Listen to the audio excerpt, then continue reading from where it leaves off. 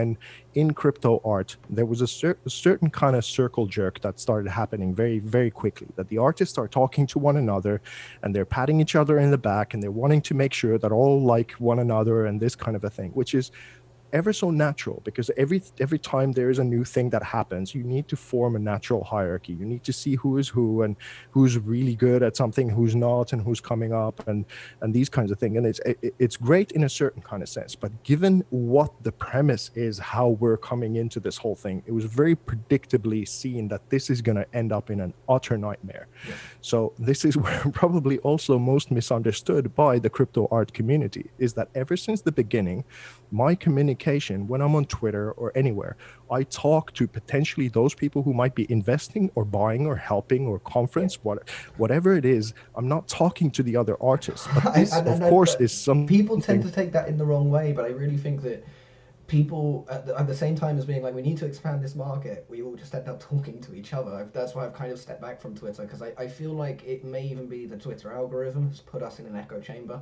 and it doesn't really let our tweets reach the outside. We all just end up speaking to each other, because I know that was I watched a Joe Rogan podcast about with Jack Dorsey, and he did mention that they were changing it to be more focused on basically putting people into bubbles.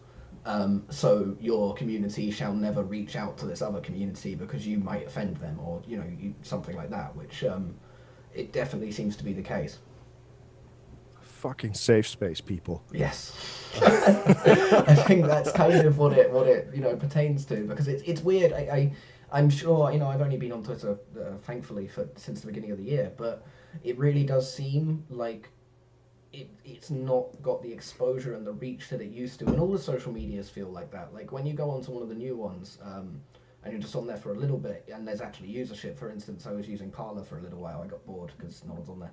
But I mean, there are people on there, but I noticed that your reach would be far greater than it is on Twitter just for tweeting out normal things. So I feel like there is something in they're trying to limit. They're trying to keep these little circles.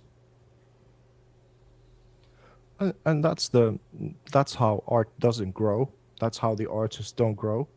That's how it becomes like a thing that is eating itself. Because right now, if your focus as an artist are the other artists, what the hell else could it be than utter drama or backstabbing or rumors and all of whatever? Because all things considered, it's such a difficult thing to make a living. And if no matter how dreamy you are or how talented you are, if your whole life is a mess, you're not making any money,